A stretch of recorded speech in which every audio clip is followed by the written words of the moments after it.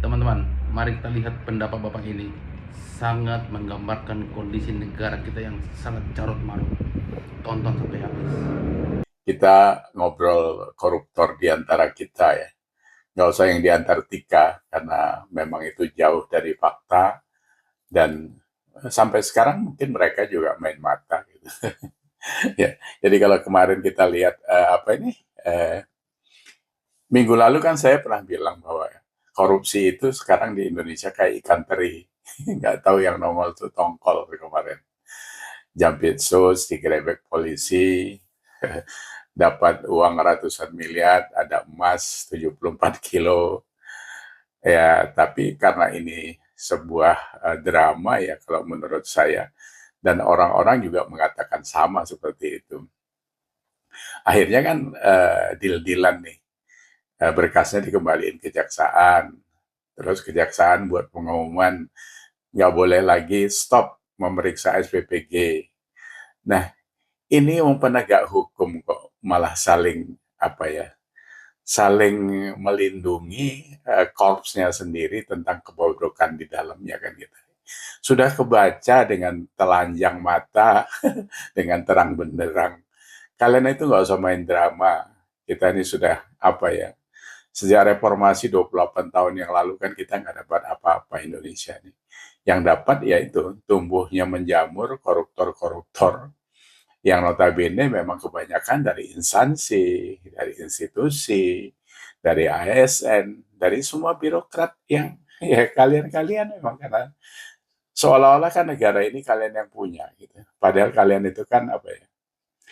eh, yang punya itu ya rakyat. Kalian itu kan cuma pengelola saja gitu. Cuma kan perasaannya seperti itu, kayak presiden lah.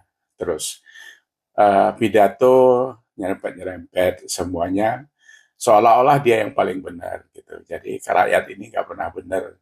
Mengkritik nanti dibilang ada duitnya Soros, anak buahnya Soros, antek asing dan sebagainya. Padahal yang kita kasih masukan ini ada loh untuk kebenaran, ya kan? Jadi negara ini nggak bisa dikelola dengan cara-cara cuma bersuara, karena yang diharapkan itu kebijakan, kebijaksanaan itu yang terjadi. Tapi ya karena memang itu tidak ada skill di sananya, ya yang kita dapatkan seperti ini. Saya kemarin-kemarin menahan, bilang sama kawan-kawan, ya biarlah sampai habis satu periode, ongkosnya agak mahal, nggak apa-apa gitu. Tapi makin hari kok saya juga ikut pesimis gitu, apakah ini bisa bertahan? Kalau nanti ini terus ribut dengan masyarakat, kan akhirnya chaos gitu. Sekarang kan kita lihat kemarin ya, ada kejaksaan, ada kepolisian, terus masuk pula TNI, yang backingin jaksa juga gitu. Terus tadi Menhan Sapri Samsudin ngumpulin Panglima dan sebagainya, tapi minus Kapolri gitu. Jadi rakyat ini sedang membaca, malah sekarang dia kait-kaitkan Pak Prabowo dengan Pak Jokowi sudah pecah. Ini politik apa yang kalian mainkan? Cuma rebutan jabatan sama kekayaan. Kalian nggak ada malunya sama sekali. Nggak ada malunya, yang dikejar itu cuma harta, rumah bertingkat-tingkat, luasnya berhektar-hektar. Kenapa kok jadi greedy seperti itu kalian? Kenapa jadi serakahnya luar biasa itu? Sama kan dengan Jampitsus Febri ini kan.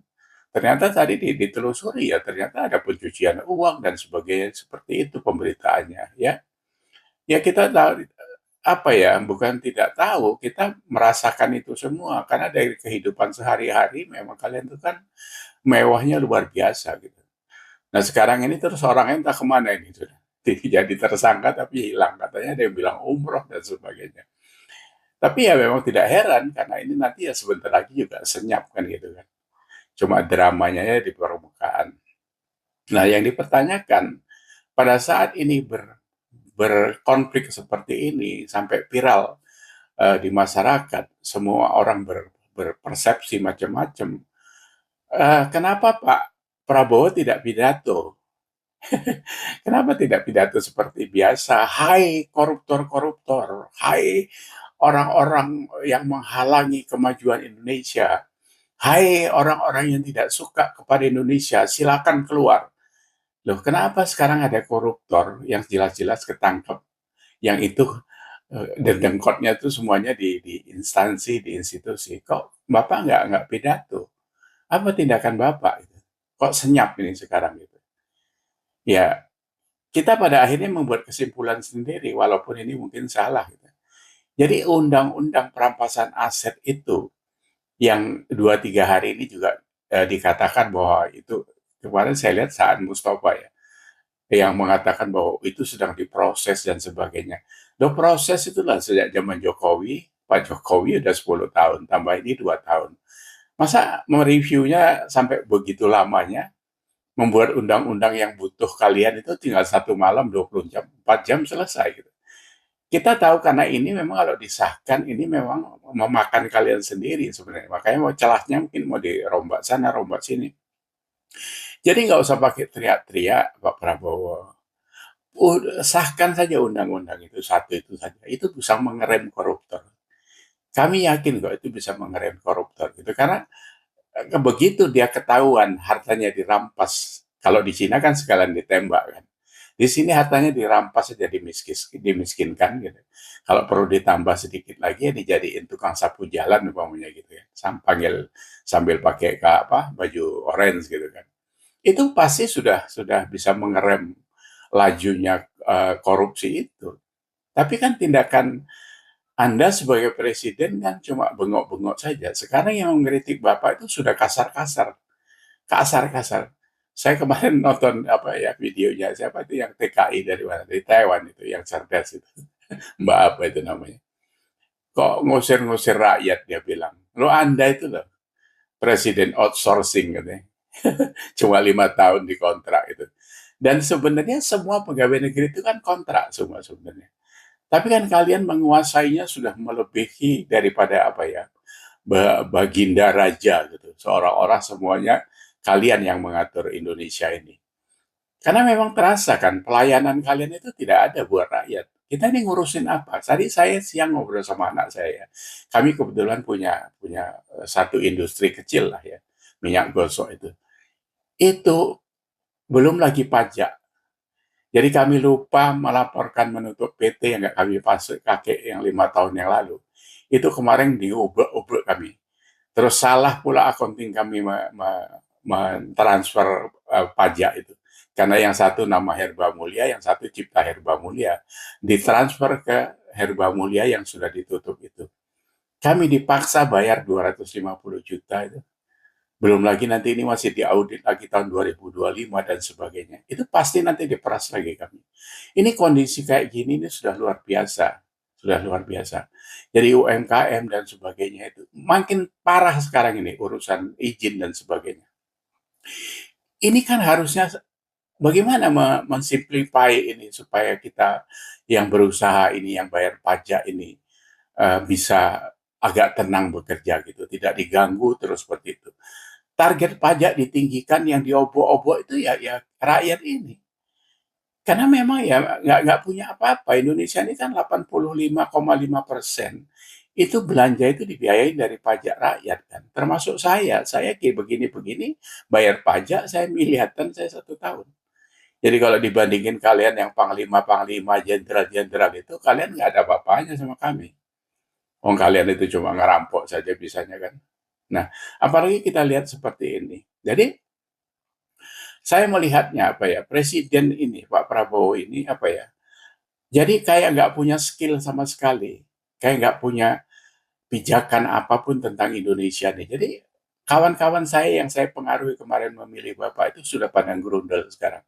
Saya bilang ya jangan menyalahkan lah, kita ya sama-sama ketipu gitu kalau saya bilang.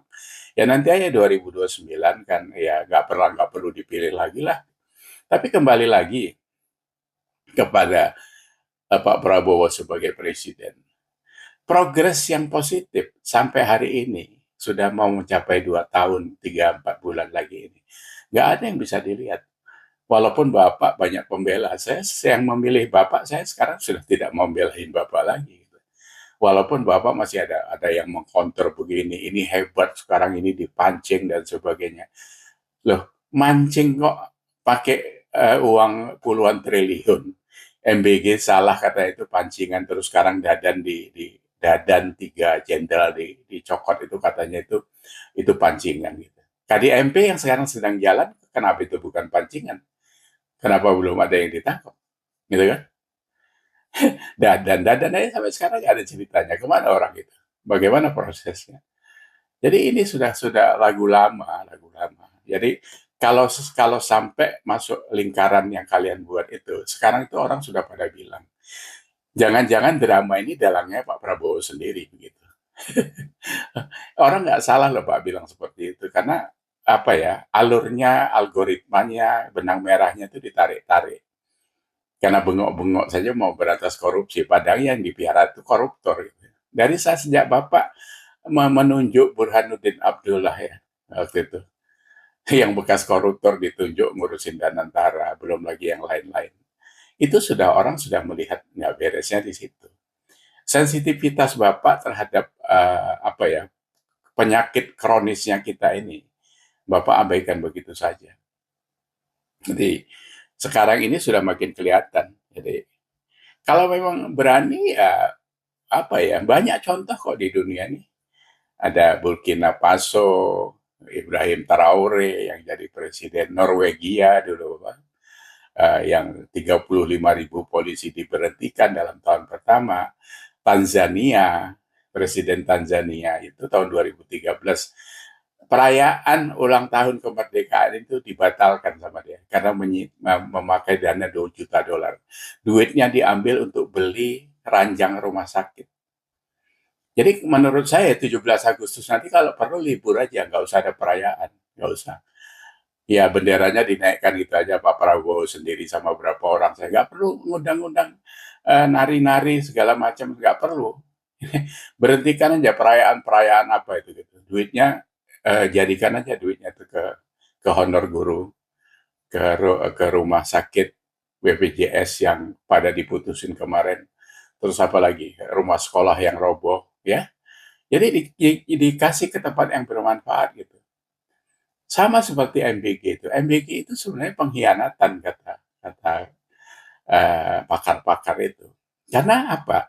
Begitu datang MBG dengan mempoya-poyakan uang dari ratusan triliun itu, sementara gaji guru, sekolah itu nggak diurusi, malah buat sekolah rakyat dan sebagainya. Kami bingung jadinya. Ini sebenarnya negara ini mau kau apain gitu. Ini bukan kau yang punya, bukan kau yang punya. Kau boleh jadi presiden, tapi bukan belagu seperti ini, nggak bisa. Saya ini salah satu yang paling mengkritik hari ini. Saya mengkritik agak keras pada Bapak. Banyak yang sudah luar biasa, makin banyak sekarang ini. Itu kalau kalian tetap menutupi itu nggak bisa. Nanti apa yang dikatakan Nelson Mandela itu bisa terbukti. Jadi penjahat itu nggak bisa ngurus negara, karena mereka yang diurus adalah kekayaan dan keserakahan. Itu kata Nelson Mandela. Dan tanda-tanda itu sekarang sudah kelihatan. Jadi karena koruptor itu penjahat. Kalau kalian ada di lingkaran itu, berarti kalian penjahat. Itu saja. Jadi tidak bisa berharap sebuah negara kepada penjahat. Nggak akan mungkin gitu. Itu yang sedang kita hadapi sekarang. Tinggal kita lihat Anda itu siapa-siapa saja. Ini kasus yang kemarin ini kan sebenarnya yang kalian masuk ke dalam lingkaran itu ya kalian penjahat. Kalau ini tidak diselesaikan, kemana ujungnya? Kan ada pencucian uang, ada macam-macam di situ. Itu tetap ditutupi, berarti kan ada skenario besar di belakang itu. MBG, KDMP saja sudah dibaca sebenarnya. Itu duitnya dilarikan kemana, untuk apa, dan sebagainya. Ya kan? Jadi uang Jampitsus yang ratusan miliar itu, yang emas dan sebagainya, jangan emas katanya dites polisi. Nanti tiba-tiba hasilnya, oh itu bukan emas asli gitu. Orang sudah menebak itu. Nanti nggak dianggap sebagai emas katanya, tapi hilang begitu saja kan gitu. Mana mungkin itu emas nggak asli disimpan sama Febri. Uang itu dari hasil uang yang dibelikan emas, kok masa emasnya nggak beli yang asli. Kan bodoh banget gitu kan. Tapi nggak usah lah, nggak usah bersandiwara seolah-olah kami ini koclok semua gitu kan. Kalian itu sebenarnya apa? Karena sudah terlalu serakah sehingga lupa akan hal-hal yang sebenarnya itu bisa kebaca dengan jelas oleh orang. Karena mata hati kalian sudah tertutup, nggak punya malu, nggak punya, ya dah. Kalau Salim Said bilang kalian apa Indonesia ini Tuhan aja nggak takut kalian itu. Kalau saya bilang ya malaikat aja terbang di atas Indonesia langsung jadi setan gitu. Karena saking kotornya udara kita ini dari napas kalian itu.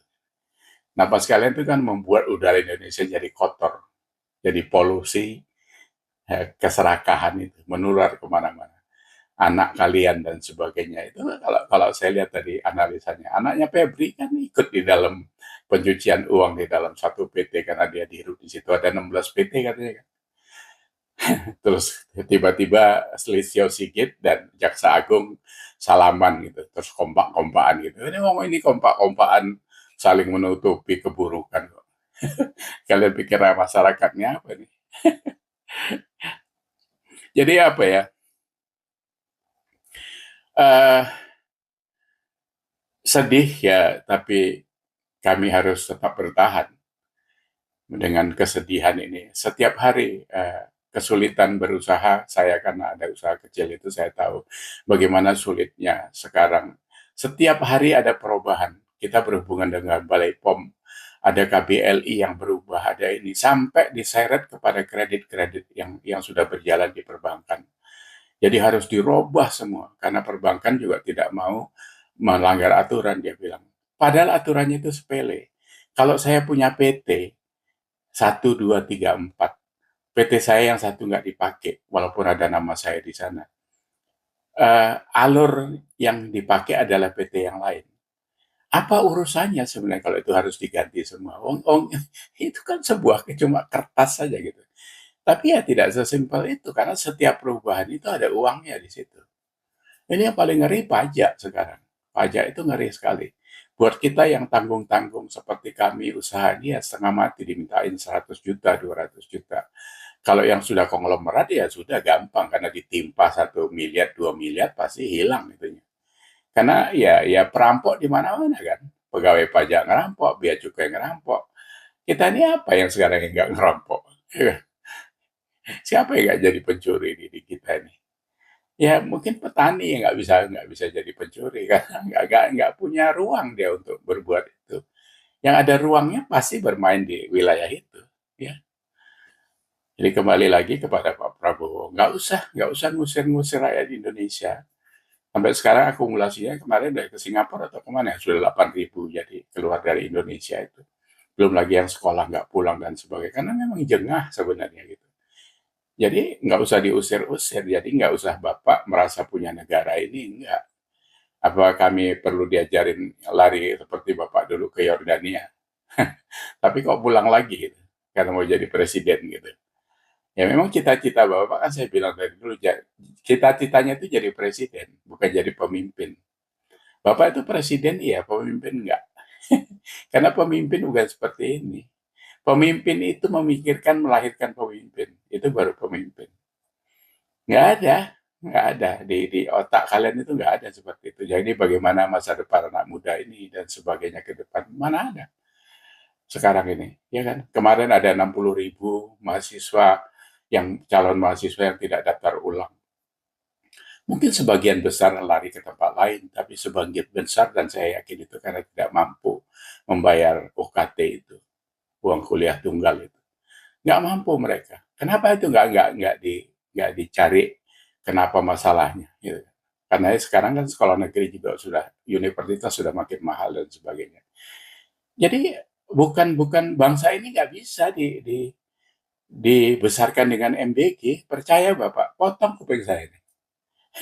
Oh kita 80 tahun makan apa adanya ya pada cerdas ya walaupun tidak semua cerdas tapi secara random ya kita ini banyak orang cerdas kita kan. Ya kan? Kemarin ada anak Medan itu jadi insinyur menemukan 11 item temuan yang luar biasa terhadap kemanusiaan itu kan anak Medan itu umurnya udah 25 tahun. Oh pinter dia.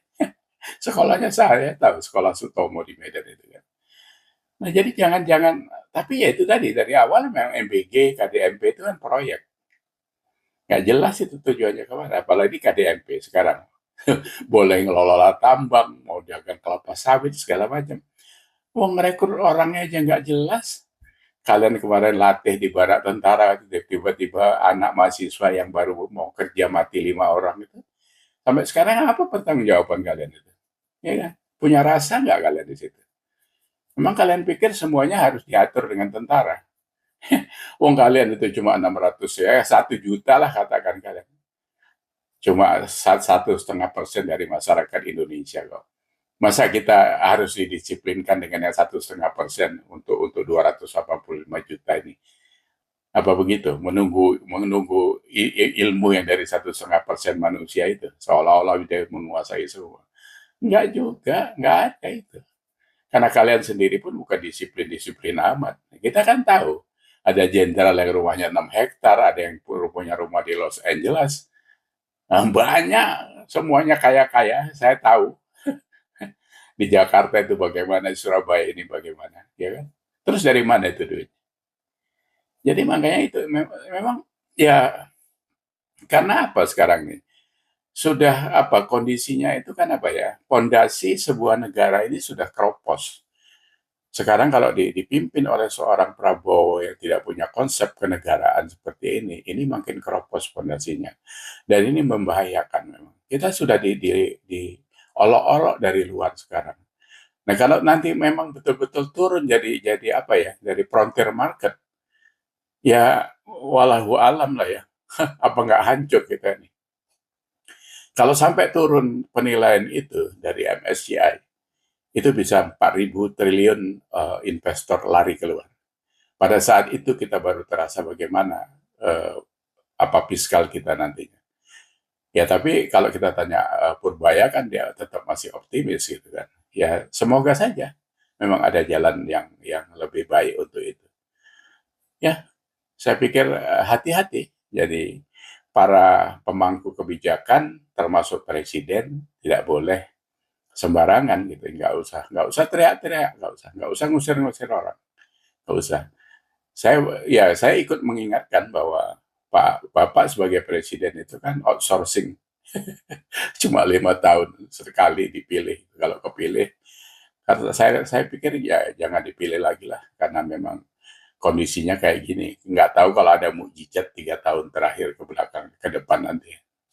Ya, saya pikir begitu. Semoga obrolan kita bisa ada manfaatnya buat kita untuk remind, untuk saling mengingatkan, bukan saling memarahi, tidak. Tidak perlu marah, tapi kita harus waspada dengan kondisi ini. Itu saja. Terima kasih. Assalamualaikum.